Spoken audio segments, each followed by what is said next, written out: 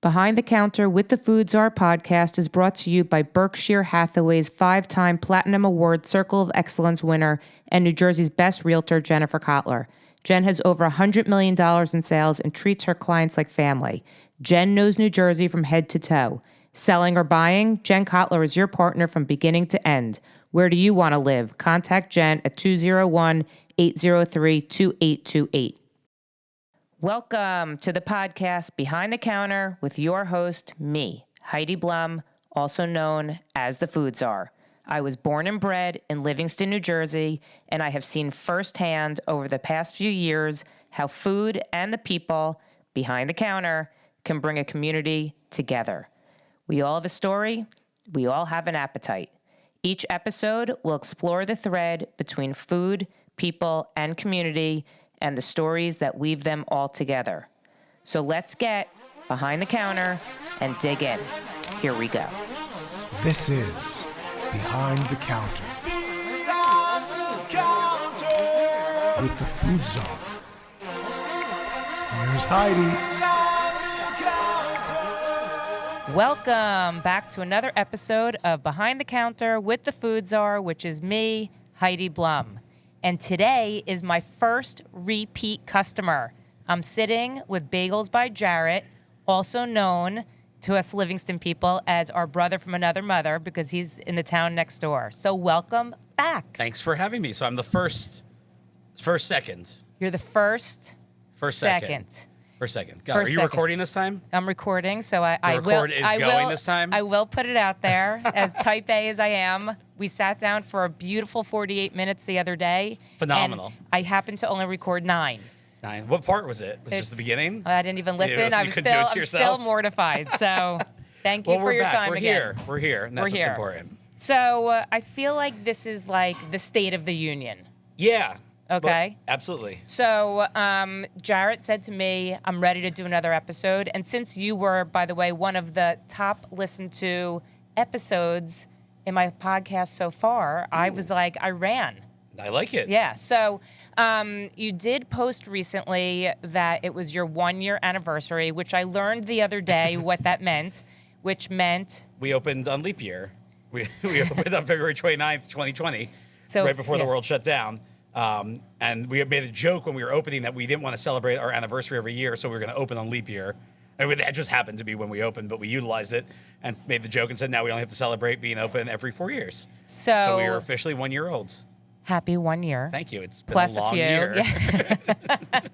So, all right, let's discuss like what that means. So where are you today compared to where you were, I was going to say a year ago, but 4 years ago. Well, we're in, it's been obviously we've expanded into something that's become so much more than just bagels. We do our dinner service. We make our pastas in-house. Our tortillas for our Mexican foods in-house. Like, the menu's extensive, right? For Mexican, at night you can get Mexican, Asian, Italian, American. The only thing I don't do is sushi, pretty much. And, everything, yet. And curry. Although we do some, we've done some curry stuff, but I got to work on my curry game. But, since then, it's completely expanded into a whole upscale takeout food court. I don't know, is that a fair? I think that's fair since one of your dishes is called mall chicken. It is mall chicken. Yeah. If the Short Hills Mall had a food court, it would belong there. That's true. Interestingly enough, though, today on Facebook, you reposted your very first bagel that you were making. Right, on a little paper plate for the seeds. In like a little pan. It was cute. The pot held one bagel to boil at a time. So that was what? Was that 5 years ago? That was like 6 years ago. Wow. I think it was. Because, I basically gave away bagels for 2 years and change before getting investors and doing what we did. I think what people don't even realize is that you still do the bagels. We still do bagels. We sell tons and tons of bagels. And I can't tell you how many times when, we're a little down and out, business is a little bit slow or whatever, and I'm trying to, what can we cut? And I'm like, let's cut the bagels. And my GM's like, no, we sell thousands of bagels. Like, no, we're not cutting the bagels.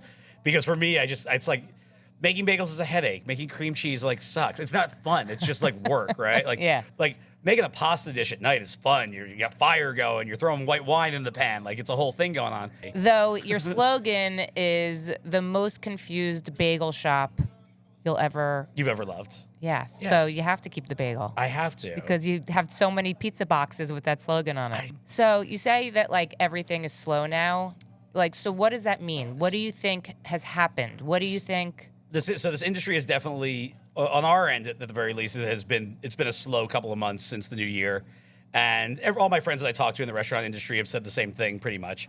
I think there's certain places that are still just nonstop, but I think those are it's rare to be in that, and I think people think that we're always constantly busy, and we do well generally, but we're not constantly busy. We've had some rough days recently. This past week actually was my best week in 2024. Wow. Partially due to a ton of catering. We picked up a monster catering client, and we do a lot of catering for them. And then the shop was also the busiest it's been for last week, which we needed big time. And what do you think the reason was? Weather plays into us for sure, right? A rainy Friday night is always going to be crazier than a beautiful sunny Friday night for us. Because it's raining, it's takeout food, right? You finish your work week if you work a normal Monday through Friday, and you get home and you're tired and it's raining and you're not going out. And so weather can play a part to it. But I'm trying to think, why did last week? I don't know. I think I put good energy out. So when we first recorded this, we had a really rough week. I had a really rough time. I had to take a step back for a day and just take care of myself for a moment because little spa day. Yeah, a little spa day. The stress had I had gone 30 days without the day off, and money was extremely tight for the shop, and I'm barely I look at the available balance and I wanted to vomit, and I just I broke. I officially broke, and I did what I had to do here at the shop, and then I took tried to take a little bit of time, and then tried to come in with a new attitude on Monday. And I think I don't remember what day did we. I'll tell you, we recorded on a Thursday, and as I was packing up my stuff with my head between my tail between my. When I said get out of here, you're useless. You did get a phone call, it was like watching the roller coaster of emotions. Oh, right. The catering, one of the catering order pieces to it, where they said that the client had actually canceled it, but they were still paying us for the day. I was like, this is great. It was literally like watching you were you could tell in your demeanor you were grumpy and salty, and then that happened, and you're like, well, okay. Yep. Yeah, and that was so, being a little bit down and out, I'm like, okay, I can sit here and feel bad for myself. I can blame it on the economy. I can blame it on cost of goods. I can blame it on all of these things. And while those things may or may not be true with everything, it's still all on me. It doesn't matter. Everything that happens at this shop, the good, the bad, the ugly, I have to deal with. I have to handle it. It's on me. So yeah, some people get dealt a bad hand, right? I had the stuff that happened with the town of West Orange, all stuff. At the end of the day, I still got to handle all of it. Because it doesn't matter. It's me. This is my shop. I got to get it done. So it's interesting because if you go on social media, if you follow Bagels by Jarrett, even if you follow your own personal Instagram, you seem busy. You seem like you have this amazing loyal following that gets bigger and bigger. Yep, which we do. Right, but it's also we're not cheap by any means. We all know that. Anyone who knows the shop knows that things are not cheap here. You get your money's worth, don't get me wrong. Sure. But not everyone can spend $100 on a Monday night for dinner for their family. Sure. And I get that. Yeah. And we've done everything we can. We instituted the family dinner package, which we say serves 4, probably really serves closer to 6. And it's $75, and you get you have pizza, you can get your mains, you get a pasta choice, you get there's good things in there. And it we first started doing it, the whole concept there was to break through to the customer who thought that was too expensive. Let them get a taste of it. Let them try it, see what it's all about, sure. And then maybe they'll just order off the regular menu, or they can keep ordering the family dinner package. I don't care. But maybe they'll try a couple things and then be like, well, now I really want to try this that's not in the family dinner package. That maybe is a couple more dollars, but I'm going to give it a shot. But I think just in general, restaurants are hurting right now from what I've seen and talked to friends about, et cetera. And but again, and not feeling sorry for myself and saying I got to do something about it, right? I could just sit here and I don't know why they're not coming. Which is unfortunately what a lot of people tend to do. Absolutely. Yeah. And I make anyone who knows this shop, that I'm making new specials all the time. And that doesn't necessarily bring someone. Certain ones do, right? We added the tiramisu. So we made a couple changes last week, right? Number one, food-wise, we had the tiramisu pancakes, which looked incredible. Yeah, and they're phenomenal, and they're not too much because I'm not a sweets person for breakfast. I do love a sugar cereal, don't get me wrong, but I can't eat it for breakfast. Yeah. And they're not too sweet. And it's an Instagrammable type item, but that lives up to the hype on it. Sure. And it worked. We sold a lot of them, and the real thing is when you see them on a ticket with other things. You're like, cool, a $16 item now turned into a $100 ticket. Yes. And then you're like, okay, that worked, right? we started doing new pizza last week. And actually, I think the day we recorded it was the first day we put it on the, no, we created it Thursday. You put it on Friday. I should say we perfected it on Thursday. We've been working out. We perfected it Thursday, and we put it on the menu Friday. And we sold out of the dough, and that was 42 pizzas, and we sold out of it on Friday. So let's just stop for a second and discuss when you're saying the pizza. So for people who don't know absolutely your menu, you are known for your bar pies. Yes, we've done bar pies pretty much since we opened. Like, there were a couple little changes here and there, learning stuff, figuring it out. And one day I put my dough in a pan and did a bar pie with it. I'm like, oh, okay, this is a pan pizza. Like, it cooks better in the pan. The texture's better, the flavor, just everything. It just works. So that was our pizza. And the pizza's done very well. It is done. I love your pizza. People love it. It does really well. But not everybody loves a bar pie. Correct. And that ding, ding, ding, ding, ding. Yeah. And why did Jarrett figure out to do tiramisu pancakes before he figured out, yo, dude, make a pizzeria-style pizza. Make a 16-inch, normal, quote, unquote, normal. Well, you did do the boardwalk slice, you said. We did the boardwalk slices for the person who didn't want to buy a whole pizza for lunch. Because, again, I'm not buying a whole pizza for lunch. Like, and a boardwalk slice is like 2 slices in one. It's huge. Yeah. And it's good because then it's still like a slice shop concept. But, like, I don't want you to come and buy a $2.50 slice. Like, I got at least like $5 out of you. Like, yeah. We're making a transaction here. But so we were utilizing that dough, and, like, we still had to make a couple changes to it to, like, just work how we wanted to in the box and to travel. And really, we have an amazing pizza oven. It's an electric pizza oven. It's called the Pizza Master for any geeks out there. They're into pizza. It's a $32,000 pizza oven that we bought. Wow. And it has complete control over it. Unlike most pizza places have Baker's Prides, and it's like you turn that thing on and you never shut it off, and whatever temperature it's at is what you work at. This, you can dial your temperature down to the degree. Okay. And so that's what we did with the new pizza. The first one we did, we were at like 660 degrees, and it came out. It was good, but it was like a little chewy. It tasted kind of like Domino's-y, fast foody, Papa John's-y. Yeah. And so I brought it down to 600 degrees, and it came out, and it was crispy, but it was too crispy. It had dried out a little bit. I didn't have any more chew in it. So I'm like, let's go to the 620, and we kept testing every single temperature, and we ended up settling on 630. And even like one thing so cool, I sent a pizza to my in-laws yesterday, DoorDashed from West Orange, New Jersey to Clifton, 2 pizzas. They said it was still hot and it was still crispy. Wow. And I was That's a good driver, by the way. Right? Yeah. It must have been flying. But that was a great thing. I'm like, this pizza, it's doing well already. And that was one little change I had to make. Do you think that because is it more slices? No. No, it's a 2-inch, it's 16 inches instead of 14 inches. But sometimes you just want a regular slice of pizza. Yeah. And that's what I do too. Like, there's times I order my own food and I get a pizza from Pizza Terminal because I want Scotty's Pizza over there because I just want a normal slice of pizza.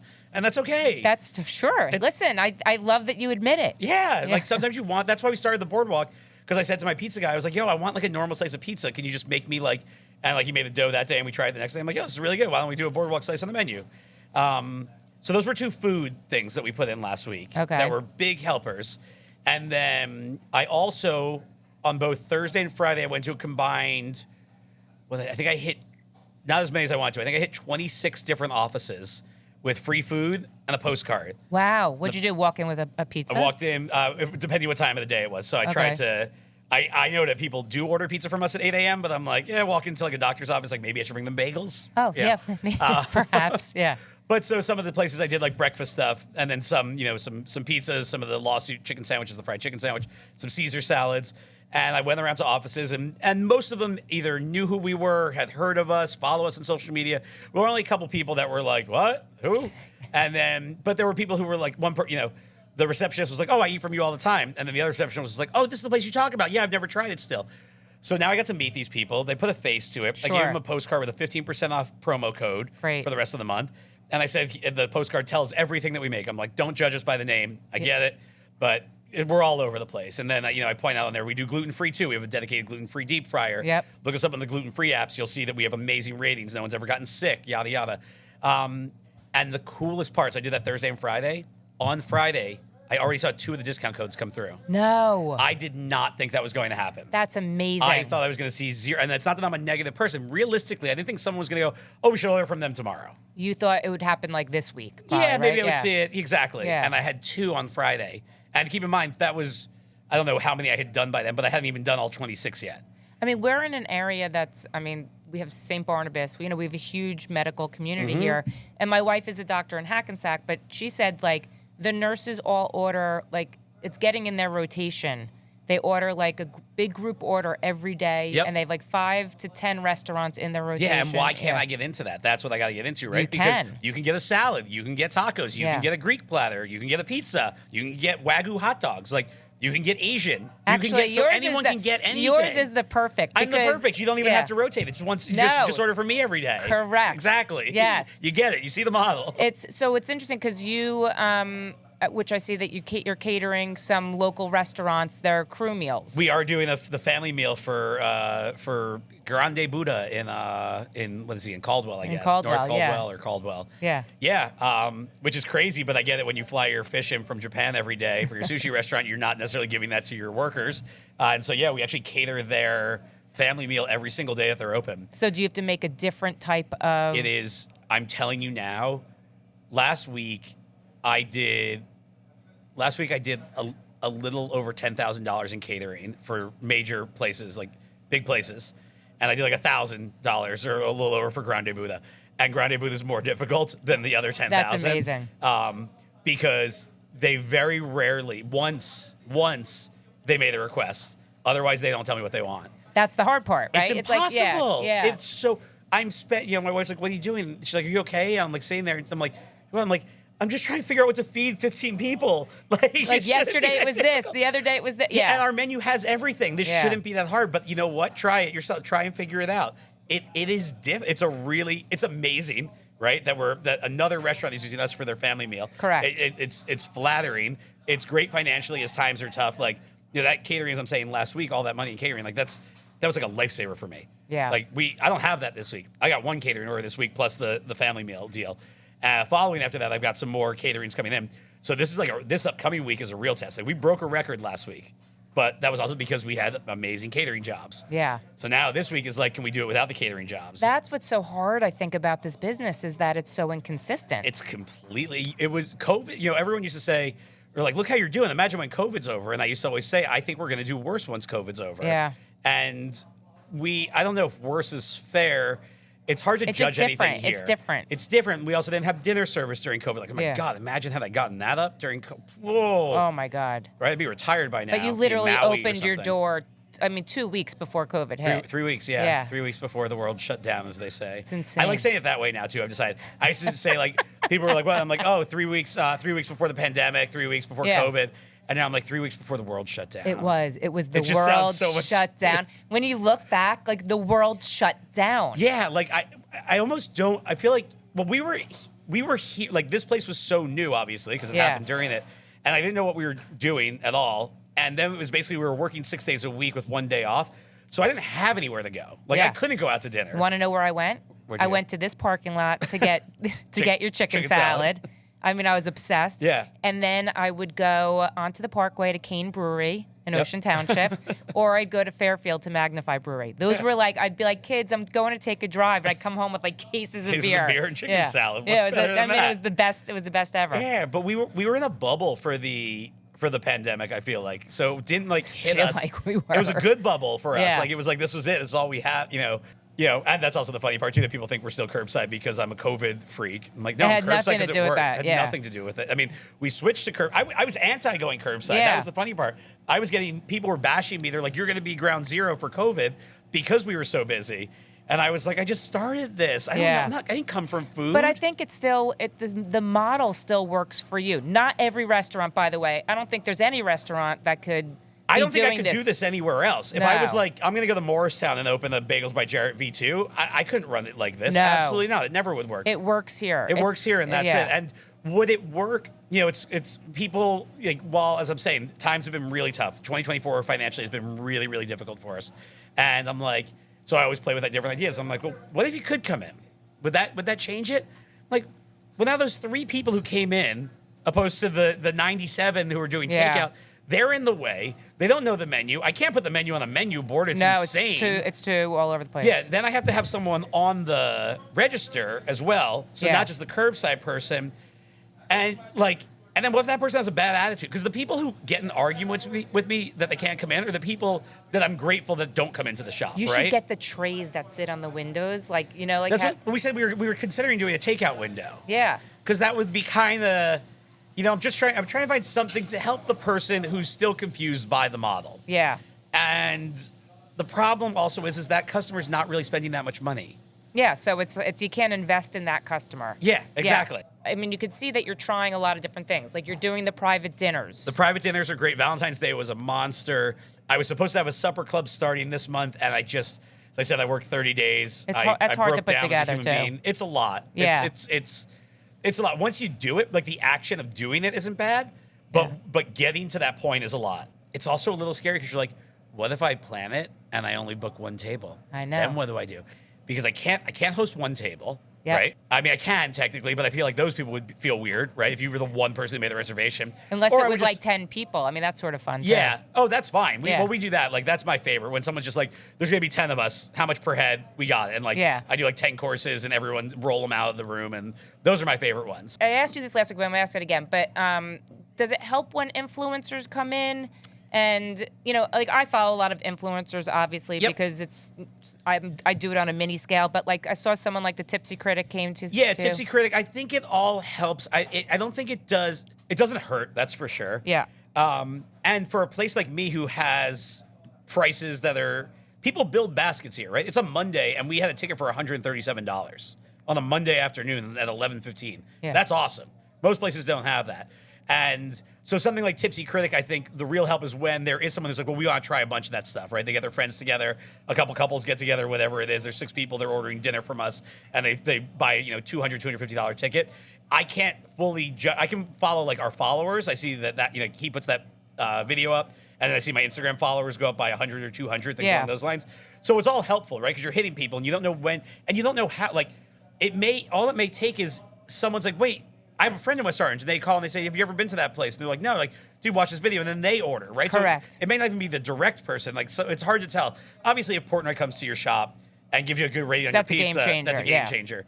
But overall, it's hard to judge the metrics on it, but none of it hurts. Yeah. And But it doesn't mean customers are coming that day. It doesn't mean those 100 new followers are going to become a customer at all. Correct. Or that they're going to be one of your loyal customers. correct. And Yeah. technically, even though Tipsy, I think he's got like 60,000 followers, but I always say this, he's got a strong 60,000 for this area, right? Like, I have other influencers who have maybe 500,000 followers, but they're all over the country. Sure. So it doesn't matter if you're in Yeah. Texas and she or he puts out that I have Does a great nothing taco. for you. I can't do anything. Yeah. And they're like, I'm in Texas. We have great tacos too. But my 14,000 followers, I think, will always be the strongest unless you have a Portnoy or a situation along those lines. But it all helps. Sure. It all absolutely helps. So the other angle that I think you've done to boost your business is your ghost kitchen. All right, so the ghost kitchen. So I know you're talking about Livingston Grill, but what I gotta tell you about is before Livingston Grill, since we're going here. So I'm like, it's like mid-January. I'm like, we're going one more week without making any like real changes and seeing how this goes, and then we gotta start making some changes, or we're gonna go out of business. And another rough week or whatever. Dinner's doing well. Like dinner makes the most amount of money. And that's fair because breakfast and lunch used to make the most amount of money because there was no dinner. So you had to get your Right. buffalo wings by 1:00, even on a Right. Sunday. Great You wanted them wings. for- Great wings, by the way. Thank you. You're welcome. You want them for Sunday Night Football, you still have to get them by 1. And then once dinner happened, I knew it was going to take some money away from breakfast and lunch, and that's fine, but I didn't expect to get hit as hard as we got hit. So I'm like, all right, let's open up a ghost kitchen where we can utilize our eggs, right? And we can make omelets and things like that, but we can make them smaller. We can use containers that are less expensive. We don't have to garnish them. Like all the little things that come into Bagels by Jarrett. I cook my eggs with olive oil. Olive oil is really expensive, right? Yeah. Why don't we just put a little Pam down on the pan for this omelet? Like, just ways to cut things financially that make sense to open up a ghost kitchen on DoorDash that would be less expensive than Bagels by Jarrett and wouldn't compete with Bagels by Jarrett.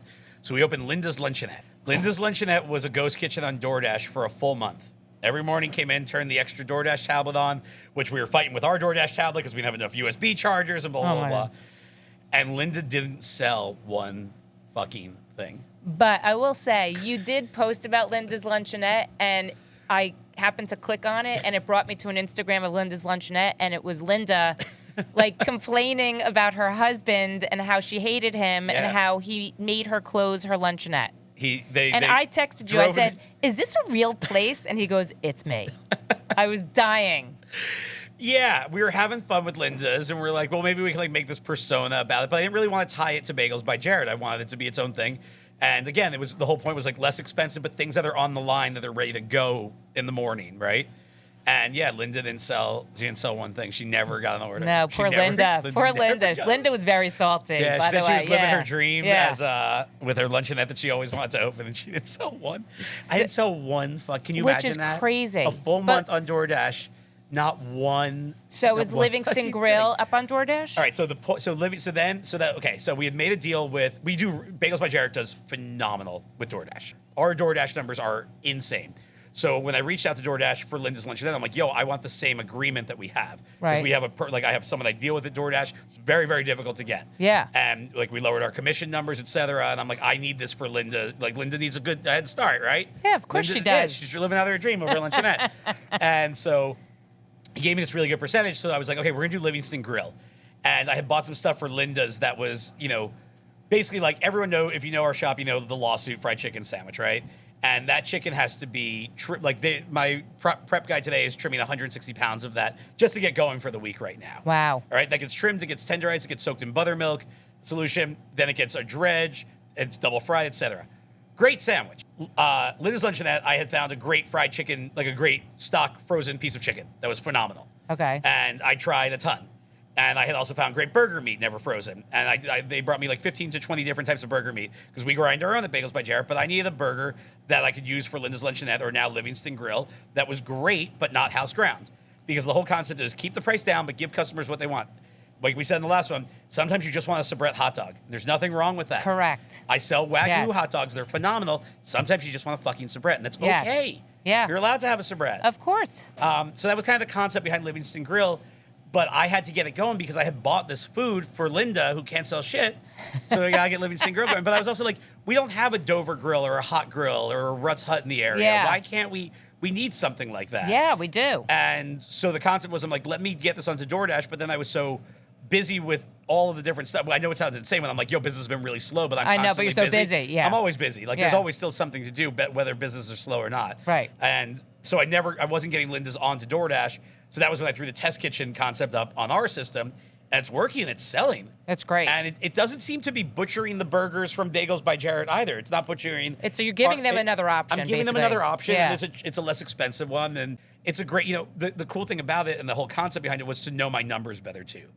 When people go on to Bagels by Jarrett, does Livingston Grill pop up on there too? There's a category that says Livingston Grill Test Kitchen. Oh, interesting. And So that's where the smash burgers are, the chicken sandwich, the onion straws. That probably piques people's interest enough that they click on it. Absolutely. Yeah. No, we sell Livingston Grill's doing phenomenal. That's on our amazing. system. Like it's its own category, and I can look and track the data. It's doing great. So will it go on DoorDash? It will go on DoorDash, and then it'll exclusively be on DoorDash. Okay. That's the amazing. plan with it. And then I'm also hoping that maybe we can do later hours with it. Yeah. We close at 7:30, but maybe I've got a couple people here who want to make a couple extra bucks. Sure. And maybe we can Like keep on the Livingston weekend. Grill open. Yeah, exactly. I don't need to be open until 10 on the Monday. Yeah. And then hopefully once it gets nice out, we'll have our tables outside and people can order off of that, and you can get your chili cheese dog after a baseball game or whatever you bring your kid to, et cetera. What do you see down the road, like in your next year anniversary, which would be in 4 years? So I think we have turned this place into a proof of concept of food-wise, right? I think everyone who eats here knows that you can get any of the genres that I sell are going to be great. I would never eat here, right? If I never tried this place, I wouldn't eat here. Like, wait, this guy's called Bagels by Jarrett, and he's selling tacos. I'm supposed to buy flautas from him on Mexican Monday. He Yeah. makes General Jarrett's chicken. How arrogant of him. He put his own name in something. Only because I couldn't say so's properly. So I think we've proven ourselves with that. And while I think that this shop itself as a whole will remain the insane place that it is, I want to keep growing our catering and what we're doing with that because it's phenomenal and it's consistent and it's powerful money. And then I just want to, if I don't have a liquor license, like I want to open, I think my next thing is either something like a Livingston Grill concept or like as a standalone takeout and you can eat there. Yeah. Or Mexican. Yeah. Most likely. One of those two. Only if I don't have a liquor license. If I have a liquor license, then we're going like upscale pub. Yeah. 100%. Let's get you a liquor license. I want a liquor license, but I would never do something like a pubby type gastro. I don't know. What does a gastro pub actually mean? I don't Just know, but fancy? it's a don't fancier even- pub. is that all it is? It Like, is. I have And no idea what's what so it fucking funny means. is I'm the sucker that's like, ooh, it's a gastro pub. Yeah, what does that mean? good beers? I have no idea. Like it's the beers in like the nice little glasses. Yeah, the French fries come out in the mini fryer yes, basket. they're in the aluminum. Or the aluminum. can. Yeah. Is that what a gastropub is? Like I don't even know what a gastropub is. But to me, it's like it's a pub by Jarrett. Like it's a buffalo lollipop. Okay, it's a chicken lollipop. Okay, yeah. chicken lollipop. Got it. Yeah. Okay. Yeah. General Tso's Brussels sprouts. Yes. Okay. Yes. Got it. Yes. Yeah. Well, that's yes. Then that's exactly what I'm thinking. That would be if we can get a liquor license, and I would love to do that. Within like 5 miles or so of the bagel shop, because I don't think they would compete with each other. Or just again, kind of like hole in the wall takeout. You can sit down and BYO for a Mexican. Like anything I do that doesn't have a liquor license needs to be able to withstand if the world were ever to shut down again. Yep. Or just takeout in general. I think Mexican would be brilliant. Your Mexican doesn't compete with a lot of the Mexican places around here too. Agreed. It's different too. Everything's my head chef. He's like, this isn't falafel. It's my falafel. I'm like, why? Because it's not dry, right? Like, people love my falafel. I've been told it's the best falafel they've ever had. Would I tell you that I make the most authentic falafel? No, not at all. No, you make your falafel. I make my falafel. Yeah. That's what it is. So I think that with Mexican too, I think we could do something along those lines. And what's cool is we've built up a huge space here. Like we have 3,200 square feet. We have 2 walk-in refrigerators, 1 walk-in freezer. Then there's plenty of other refrigerators. Like we can do big stuff now. That's why we're getting all these catering orders. So we could prep all the stuff for a Mexican place. Like I can find a hole in the wall that's just about cooking the food. Yeah. And everything can still be prepped here. That way I can keep my eye on it without having to keep my eye on the actual This is your place. flagship. Yeah. This is the mothership. Yes. Mothership, Exactly. flagship, whatever you call it. Gastro ship. So let's ask. I'm going to ask a couple quick questions. Okay. Who was your biggest, like your mentor when you were starting the business? Now, who do you go to, just to like seek advice or throw something against the wall? Or when I was starting, I didn't really have anyone. Like I knew people who had restaurants, and I would ask them some basic questions. But I wouldn't say I had like a mentor or anything along those lines. Over time, and I've met people. Jamie Knott, who owns Saddle River Inn. Kinjo is his new one in Newark. He's got Cellar and Madame in Jersey City. I met him a few years ago, and he's been a huge help for me when I have questions. But it's funny because we all deal with the same shit too. He's got a fine dining establishment. I got a place called Bagels by Jarrett that does takeout General Tso's chicken. Yeah. And we still have the same battles that we have to deal with. So he's been super, super helpful to me. Christian from Delucious has been really helpful on the pizza side, actually. But don't you think that a lot of these guys are helpful because they've been... Everyone started from the ground up? Not everyone, because some people, like, their dad was the pizza guy, right? Yeah, so but they not learned everyone, somehow. Absolutely. Yeah. Or they've been in the business forever, right? They came around it. I wasn't in this business. I didn't know anything. You look back, like, the stuff we used to do here when we first opened is, like, laughable. It's absurd. But, so I didn't have any of that learning. But what's cool is the people I surround myself, going back to what we said earlier, are the positive people. Yeah. Right? No matter how down and out Jamie Knott may be, he always keeps it positive when we're talking. Yeah. All the people I hang out with keep it positive. Even the people who are slow. Yeah. If they're like, yo, I'm going to go out of business. I'm like, well, what can I do? What can I help with? Do you want to do a pop-up here? Do you want to do this? Can we do that? How about we do a collaboration? I surround all the people I don't hang out with. I have hung out with people in the restaurant industry who are jaded and blah, blah, blah. I don't want to ever be around them. I mean, it sounds cliche, but it really takes a village. Absolutely. Yeah, it 100%. sure does. When you are not here and you go out for a lovely dinner with your beautiful wife, yes, where do you go? So, Jamie Knott's restaurants, definitely. I would hope so. We've hit all of them. And I go back and forth between what's my favorite. This past weekend, we went to Grande Buddha, I don't eat sushi. Really? Not a sushi guy. Let me tell you something. Alan's Sushi at Umai. I haven't been to Grand Buddha yet, but Umai is, it's spectacular. It's the same. It's all got to be the same stuff he's flying in. Yeah, So it's spectacular. Yeah, because I don't eat fish. Oh, so what'd you eat? I eat lobster and shrimp. That's the only fish I ever eat. I don't eat raw fish, etc. So I did something really smart on Saturday. Let's hear it. I didn't eat all day, and I had a couple drinks at the bar before we sat down. So you were starving. You had no choice but to eat raw fish. Raw fish, and we were with another couple.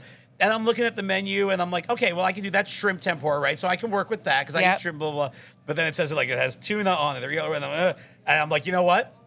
Order. I'm not reading the menu. Good. I don't want to know what it is. I ended up ordering like 4 seaweed salads because I love his seaweed salad. Yeah, it's so good. But yeah, I ate sushi. And my wife was so happy because I never eat sushi. Now, I don't know if I would go anywhere else at this point to eat sushi. I probably wouldn't. Yeah. Because he's at a different level. Oh, totally. Especially, I go to Nobu. That's where I love to, which that makes me sound like a sushi snob. You were which a little bit. It's a gastro sushi place, right? It's like a gastropub. But his is, especially like around here, it's phenomenal. It's insane. It's insane, and it can go up against any sushi restaurant in the city. It Absolutely. can go up against anything. He's an artist with it. Like that man knows what he's doing. I never order pieces ever. Okay. I'm a roll girl. Yeah. But only from when I go to Umai, I get his pieces, which I think are just phenomenal with the garlic chip. I'm not there so yet. Good. I go to the pasta shop in Denville. Yep, you love your friend Tommy. I love Tommy at the pasta shop. But pasta shop's phenomenal, and he's a good inspiration for me, and he's been helpful with our doing the homemade pasta at the shop. I bought one of the machines that he had, like I didn't buy his actually. Like I bought the same one he has. Yeah. And like the first day that I'm using it, I'm like, Tommy, I did this. I pressed start. Like nothing's happening. There's no pasta coming out. It's not moving. He's like, you see that red button that's for emergencies? I was like, yeah. He's like, twist it. I'm like, click. That sounds like me last week. This is still recording, right? It's still recording. Yeah. So Tommy, I forgot to bring him up. He's definitely been a big help for me with the pasta game and elevating my level. And it was cool. The first time I went there, I was actually nervous. I said to my wife, I go, what if I eat like his rigatoni vodka? And I'm like, mine sucks. Like, what am I going to do? That's okay. And I ate it and I was like, this is awesome. And it's completely different than mine. Yeah. Great. Our bolognese, I think, are actually like really close. And otherwise, I think our things are just different. Yeah. And I do get inspiration from him and I try not to copy him. Of course. I did rip off the size of his rice balls. First time I went there and I had his rice ball, Tommy's got big rice balls. But he's got the small rice balls. Oh, all right. He's a small ball guy. They look like they're smaller than like a Dunkin' Donuts Munchkin. Oh, wow. And you're like, this is what a rice ball should be. I don't need Not 4 big, ounces of rice before dinner. Yeah. This is a little cute rice ball. Yeah, And I didn't rip off the appetizer. one he did. I came back and I made a broccoli Alfredo rice ball, but I ripped off the size of it. And I told him, I'm like, this is genius. Yeah. I get it now. This is, and I'm doing this. But you have a totally different place. Totally different place. Yeah. But I'm not someone who really, the only thing trend-wise that I've ever followed was birria tacos. That was the only thing that were all the rage, and I was like, you know what? Fuck it. Let's just try and make some. And we did, and we sold like 25 orders the first day. And I'm like, incredible. All right, cool. Yeah, cool. Staying. It's staying, yeah. So I really try to keep everything my own, but you definitely get inspiration. Like, Tommy's also taught me about textures. Like, that was somewhere I was eating, like, once, I forget what the dish was. Maybe let's just say it was something with broccoli. Right. And there was broccoli in this, and then there was a crunchy broccoli aspect to it, and like broccoli like 3 ways in the dish. I'm like, that's really smart. Yeah. That's cool. And I'm a big texture guy. So I got that one from him, and now the one I'm trying to not rip off from him, but was genius. My chef and I were talking about, he saw me making radiator pastas. He's like, we got to do a cauliflower radiator. He's like, we'll do a roasted cauliflower dish with this radiator pasta. Yum. And then like 2 days later, I see radiator cauliflower on Tommy's menu. No way. And I'm like, I can't. Then my wife and I went there and it was on the menu. I'm like, well, I have to try it. Yeah. And he does a cauliflower puree on the bottom of the bowl for the pasta. Like, who would think of that? Oh, my God. I'm like, I hate you. You're a genius. Like, anytime people are like, Jarrett, how do you think a tiramisu pancake is? I'm like, dude, put mashed cauliflower under his pasta. Like, fuck. That's amazing. He's genius. And now I'm like, and I went somewhere else that does like a puree under a pasta. And then my head chef and I are working on a spring menu together. I'm like, we have to put some sort of puree under a pasta. I'm like, I have to do it. I want it to be different, but I don't know what it's going to be. But sometimes you can't. And you know what? Again, yours is such a different type of place than any of these restaurants that you're going to sit in. You can't even sit in here. Correct. I mean, we're sitting at a fold-out table. We are sitting. There's This no is my table. office. This is Yeah, my there's no office. table to sit at. Yeah. There's a printer and a hammer for some reason. I don't know, but I was just going to say, but I think to your point is that you don't take it for granted. I think you're always trying to be better and find different angles to get a customer, get more customers and more business, and that's the way you got to do it. I am grinding. Like, I am grinding this one out right now. Yeah. And as I said, last week was our highest grossing week ever. I got to put towards the catering, but we had a good week. Yeah. We didn't have a great week for the shop. It was great because of the catering. Yep. And at the end of the day, it doesn't matter where the money comes from. Yep. But it is nice for the shop to do great and for catering to do great. Of course. And, yesterday I'm shot and I had to spend like 2 hours after bringing my kid to the second kid's birthday party this weekend. Yeah. I had to come here, make a couple specials to get new pictures done so that I had it. Then I go home to find out my kid hasn't napped. My wife was just giving my kid's sitting in my chair in the den watching a show. My wife's reading a book on her iPad. It's basically like, it's Sunday, whatever, because we're not throwing the kid in front of the TV. But on the no nap and it's a Sunday and we're shot, it's like, okay. Whatever keeps her happy. Exactly. Yeah. And I'm on my laptop for 2 hours at the dining room table getting the menu situated for a Monday, which we just started doing Mondays like 2 months ago. Yeah. And the fact of the matter is they're not hitting the number that they need to. Yeah. They're not losing because we're also getting a lot of prep done and things along those lines, but they're not hitting the number where I want them to be. I know what my burn rate is on my payroll for the day. Yeah.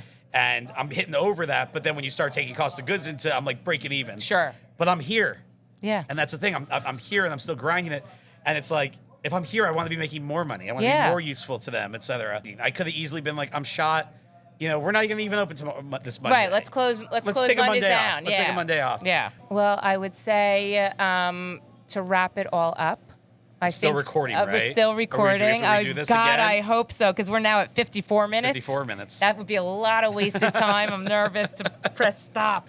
But I personally think you're amazing. I've always been like a very big fan of yours. I know we will be back here again doing another one of these. I'll be the first third. This is like, the first I could be the first third. I mean, listen, I think at the end of the day, you're doing what you need to do to make this place successful. I want it to work. I have my best crew I've ever had. I have the best capacity I've ever had. I have the best recipes I've ever had. I have the best of everything. I just need more business. And I think the audience who listens to these, I think everybody's rooting for you. So, I appreciate that. Yeah. I mean, if you've listened for 54 minutes because you hate me, I will edit it. You need a doctor. But you know what? So whoever is listening at this point, order from Bagels by Jarrett tonight. Jarrett, thank you so much. Thank you, and thank you for recording this one. I hope so. God, I hope so. Thank you. Amazing. If you are hearing this message, I want to thank you so much for tuning in. I'm truly grateful for you and this opportunity. The purpose of the Behind the Counter podcast is to bring food, people, and community together. I hope you'll return for more episodes and explore with me. I want to personally thank Fran Linnell of Design 68 for my amazing Behind the Counter podcast logo, and Travis Lohenberg for my awesome Behind the Counter music, and all the guests that take their time to sit and talk with me. I hope you enjoyed this episode, and if you did, please leave a review on Spotify, Apple Podcasts, or wherever you hear your podcasts. If you'd like to support the Behind the Counter podcast, please subscribe, share with your friends and family, and you can follow me on Instagram at Heidi Blum. If you have any feedback or stories that you want to share, you can email me at foodsarbtc@gmail.com.